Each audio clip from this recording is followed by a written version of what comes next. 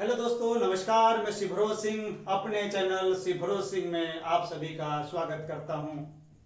मैं आप लोगों के बीच में लगातार परीक्षा उपयोगी विषयों को लेकर आ रहा हूं। मैं इसके पूर्व प्राग ऐतिहासिक काल के ऊपर अपना वीडियो लेकर आया था।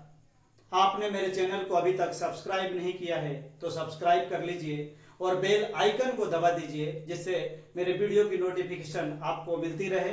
कमेंट्स बॉक्स में अपने जरूरी सुझाव भी दीजिए और आप मेरे वीडियो संबंधी जानकारी मेरे Telegram channel general knowledge and history पर जाकर देख सकते हैं। तो आज फिर एक बहुत ही महत्वपूर्ण परीक्षा उपयोगी वीडियो आपके बीच में लेकर आया हूं, जिसका विषय है सिंधु घाटी सभ्यता यानी इंडस वैली सिविलाइजेशन।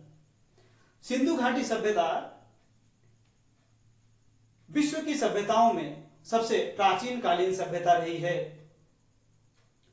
इसका विकास सिंधु नदी के किनारे हुआ, इसलिए इसका नाम सिंधु घाटी सभ्यता कहा जाता है और इंग्लिश में से इंडस वैली सिविलाइजेशन कहा जाता है। अब हम सिंधु घाटी की सभ्यता के ऊपर प्रकाश डालें, इसके पहले उसके महत्वपूर्ण बिंदुओं को समझते हैं। सिंधु घाटी सभ्यता परीक्षाओं में अक्सर पूछा जाता है कि सिंधु घाटी सभ्यता का काल क्या रहा होगा। तो यहां देखते हैं 2500 ईसा पूर्व से 1500 ईसा पूर्व तक के समय है वो सिंधु घाटी सभ्यता का समय रहा है। अब इसके समकालीन सभ्यताएं कौन सी थी? जब सिंधु घाटी सभ्यता थी तो उसके समकालीन कौन सी सभ्यता थी? तो समकालीन सभ्यताओं में हम देखते हैं मिस्र की सभ्यता और मेसोपोटामिया की सभ्यता। ये दोनों सभ्यताएं सिंधु घाटी सभ्यता के समकालीन थी। मिस्र जो वर्तमान में अफ्रीका में स्थित है और मेसोपोटामिया जो इराक के आसपास का क्षेत्र था, ये उस समय बहुत ही उन्नत सभ्यता रही थी। अब सिंधु घाटी सभ्यता के महत्वपूर्ण बिंदुओं को हम परीक्षा के दृष्टिकोण से देखते हैं। हम यहां पर देखते हैं कि हड़प्पा के टीले का सर्वप्रथम उल्लेख, इसे कोट कर लीजिए, हड़प्पा के टीले का सर्वप्रथम उल्लेख 1826 में चार्ल्स मर्सन ने किया। चार्ल्स मर्सन ने 1826 में पहली बार हड़प्पा के टीले का उल्लेख किया। सिंधु घाटी सभ्यता को हड़प्पा सभ्यता भी इसलिए कहा जाता है कि सबसे पहले अगर किसी नगर की खुदाई हुई तो हड़प्पा नगर की हुई थी, इसलिए उसे हड़प्पा सभ्यता के नाम से भी जाना जाता है। अब हम महत्वपूर्ण बिंदुओं की तरफ बढ़ते हैं और देखते हैं क्रम से महत्वपूर्ण बिंदु। तो पहला महत्वपूर्ण बिंदु हम यहां देखते हैं कि सिंधु घाटी सभ्यता की खोज का श्रेय, इसे कोट कीजिए, सिंधु घाटी की सभ्यता का श्रेय जो है, खोज का श्रेय राय बहादुर दयाराम साहनी को जाता है। राय बहादुर दयाराम साहनी वो व्यक्तित्व थे जिन्हें सिंधु घाटी की सभ्यता का खोज का श्रेय जाता है। उन्होंने पुरातत्व विभाग के महानिदेशक सर जॉन मॉर्सल के निर्देशन में 1921 में, इसे भी कोट कर लीजिए, 1921 में हड़प्पा जो पाकिस्तान, वर्तमान पाकिस्तान के मांटगोमरी जिले में स्थित है, इसे भी कोट कर लीजिए, हड़प्पा पाकिस्तान के मांटगोमरी जिले में वर्तमान में है, इसकी खुदाई कराई गई और ये जो पाकिस्तान के पंजाब प्रांत में आता है। अब आगे हम देखते हैं दूसरा महत्वपूर्ण बिंदु, क्योंकि हड़प्पा की यहां खोज हुई इसलिए हड़प्पा सभ्यता के नाम से इसे जाना जाता है। दूसरा, 1922 में राखाल दास बनर्जी ने मोहनजोदड़ो जो लरकाना जिला में है और वर्तमान में यह पाकिस्तान के सिंध प्रांत में स्थित है, यह भी परीक्षाओं में बार बार पूछा जाता है, यह महत्वपूर्ण बिंदु है। तीसरा महत्वपूर्ण बिंदु की तरफ हम बढ़ते हैं और देखते हैं कि मोहनजोदड़ो को मृतकों का टीला कहा जाता है। बहुत सारी परीक्षाओं में पूछा गया कि मोहनजोदड़ो को किस नाम से जाना जाता है, तो मोहनजोदड़ो को मृतकों के टीला के नाम से जाना जाता है और यह नाम सिंधी भाषा में है। आगे हम बढ़ते हैं कि चौथे बिंदु को देखते हैं कि सिंधु सभ्यता का नाम सिंधु नदी के किनारे इसके जन्म होने के कारण पड़ा, यह बहुत महत्वपूर्ण है। पांचवा बिंदु देखते हैं कि सिंधु सभ्यता कैसी थी, तो सिंधु सभ्यता लिपि प्रधान थी। इसकी लिपि को अभी तक पढ़ा नहीं जा सका है, जिसे सिंधु सभ्यता के पूर्ण वैभव का ज्ञान नहीं हो पाया है। लेकिन सिंधु सभ्यता एक बहुत ही विस्तृत सभ्यता थी जो भारत और पाकिस्तान के विशाल क्षेत्रों में फैली हुई है और इसके विषय में कहा जाता है कि इसमें 400 अक्षरों की लिपि समूह है। अब आगे बढ़ते हैं और हम देखते हैं छठे बिंदु को कि सिंधु सभ्यता नगरीय सभ्यता थी और इसका वर्तमान में भारत पाकिस्तान के विस्तृत क्षेत्रों में विस्तार है और यह दुनिया की सर्वश्रेष्ठ नगरीय सभ्यता थी। सिंधु घाटी सभ्यता जिस प्रकार से आज के बड़े बड़े महानगर हैं, उसी प्रकार से सिंधु घाटी सभ्यता में बड़े बड़े महानगर थे, जिनमें हड़प्पा, मोहनजोदड़ो, कालीबंगा, रोपड़ जैसे शहर थे जो बहुत ही महत्वपूर्ण शहर थे। वर्तमान आधुनिक शहरों की तरह ही सिंधु घाटी सभ्यता उस समय में विकसित थी। सातवें बिंदु की तरफ बढ़ते और इसको देखते हैं कि जिस प्रकार से आज के दौर में पक्की ईंटों के मकान बनाए जाते हैं, उस समय सिंधु घाटी सभ्यता में भी पक्के ईंटों के मकान बनाने के प्रमाण मिले हैं। अब इसके आठवें महत्वपूर्ण बिंदु को देखते हैं। ये सारे बिंदु परीक्षाओं के हिसाब से बहुत महत्वपूर्ण हैं। आठवें बिंदु को देखते हैं। उस दौर के लोग कांसे की और पाषाण के उपकरणों का उपयोग करते थे, यानी कांसे की खोज वो कर चुके थे। कांसे की और पाषाण यानी पत्थर के बर्तनों का उपयोग किए जाते थे, उपकरणों का उपयोग करते थे। नौवें बिंदु के रूप में देखते हैं कि हड़प्पा और मोहनजोदड़ो में असंख्य देवियों की मूर्ति प्राप्त हुई है। यानी यहाँ पर हम उनकी थोड़ी सी धार्मिक अवस्था का अध्ययन कर लेते हैं कि वो किस प्रकार के धर्म में विश्वास करते थे। तो सिंधु सभ्यता के लोग जो थे, हड़प्पा और मोहनजोदड़ो में असंख्य देवी देवताओं की मूर्ति प्राप्त हुई। यह मूर्तियां मातृ देवी या प्रकृति देवी की हैं। यानी हम कह सकते हैं कि मातृ देवी की पूजा करते थे और प्रकृति देवी की पूजा करते थे। आज जब हम भारत की तरफ दृष्टिकोण डालते हैं तो प्राचीन काल से ही भारतीय लोग मातृ देवी की पूजा करते आए हैं। यानी सिंधु घाटी सभ्यता जो है वर्तमान भारतीय सभ्यता की तरह रही होगी। अब 10वें बिंदु की तरफ बढ़ते हैं और यहां देखते हैं कि सिंधु सभ्यता में मातृ देवी और शिव की आराधना के सबूत मिले हैं। आज भी भारत में शिव की पूजा की जाती है, आज भी भारत में मातृ देवी की पूजा की जाती है। तो उस सिंधु सभ्यता के अंदर भी मातृ देवी और शिव की आराधना के सबूत मिले हैं और सिंधु घाटी के लोग, इससे ये पता पड़ता है कि सिंधु घाटी के लोग धार्मिक आस्था में विश्वास करते थे।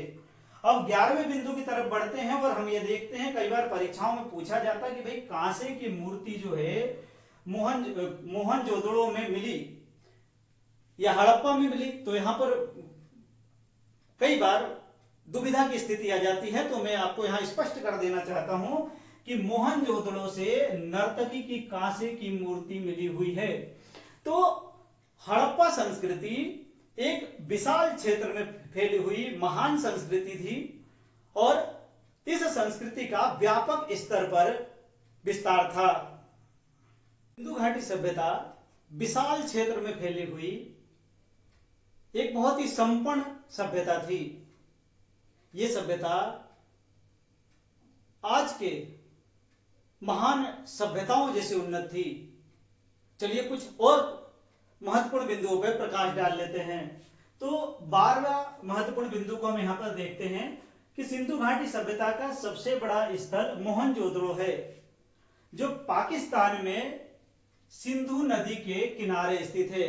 कई बार इसको नदियों के हिसाब से पूछ लिया जाता है, तो कई बार इसे जिलों के हिसाब से पूछ लिया जाता है। 13वां नंबर का महत्वपूर्ण बिंदु देखते हैं कि सिंधु घाटी सभ्यता का भारत में, वो वर्तमान पाकिस्तान में है, लेकिन भारत में सिंधु घाटी सभ्यता का सबसे बड़ा स्थल कौन सा है? तो भारत में सिंधु घाटी का सबसे बड़ा स्थल राखी गढ़ी है, जो हरियाणा के हिसार जिले में घग्गर नदी के किनारे स्थित है। कई बार इस प्रश्न को पूछ लिया जाता है कि घग्गर नदी के किनारे सिंधु घाटी का कौन सा महत्वपूर्ण स्थल है, और कई बार यह पूछ लिया जाता है कि राखी गढ़ी किस जिले में स्थित है, और कई बार इस प्रश्न को ऐसा पूछ लिया जाता है कि राखी गढ़ी का संबंध किस राज्य से है। अगले प्रश्नों को देखते हैं और यह भी परीक्षाओं में बार बार पूछा जाता है कि अग्निकुंड कहां से मिले या अग्निकुंड के प्रमाण कहां से मिले। तो ये यहां पर दो महत्वपूर्ण स्थल है, लोथल और कालीबंगा। लोथल और कालीबंगा से अग्निकुंड के प्रमाण मिले। 15वें नंबर का महत्वपूर्ण प्रश्न मनकों के ऊपर भी बहुत बार प्रश्न पूछा जाता है कि मनके बनाने के कारखाने कहां थे। तो मनके बनाने के कारखाने लोथल और चन्हू दड़ों में थे, इसके प्रमाण मिले हैं। अब देखते हैं कि जिस प्रकार से आज हम फसलों का उपयोग करते हैं, सिंधु घाटी सभ्यता में कौन सी फसल हुआ करती थी? तो सिंधु घाटी सभ्यता में मुख्य फसल थी गेहूं और जौ, मतलब उस समय सबसे अधिक इसका उपयोग किया जाता है। 17वां महत्वपूर्ण बिंदु, स्वतंत्रता प्राप्ति के पश्चात हड़प्पा संस्कृति के सबसे अधिक स्थल अगर कहीं मिले हैं तो वो है गुजरात राज्य, जहां से सबसे अधिक स्थल मिले हैं।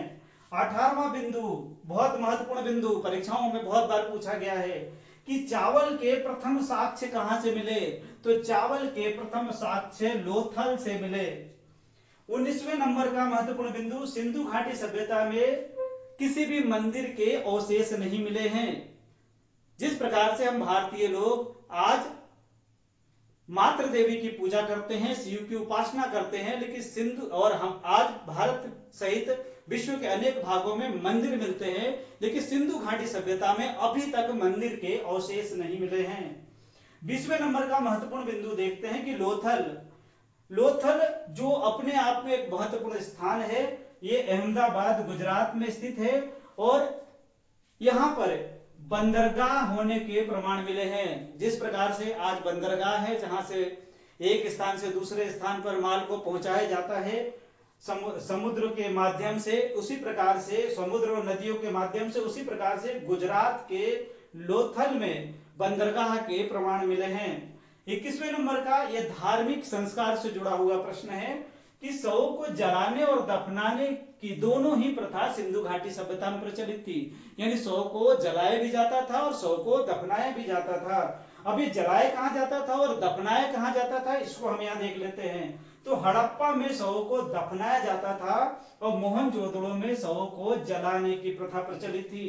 22वें नंबर का महत्वपूर्ण बिंदु, मोहनजोदड़ो से प्राप्त स्नानागार। ये प्रश्न बहुत बार आया, कोट कर लीजिए कि मोहनजोदड़ो से प्राप्त स्नानागार सिंधु घाटी सभ्यता का सबसे बड़ा स्नानागार है, जिसके मध्य में कुंड स्थित है।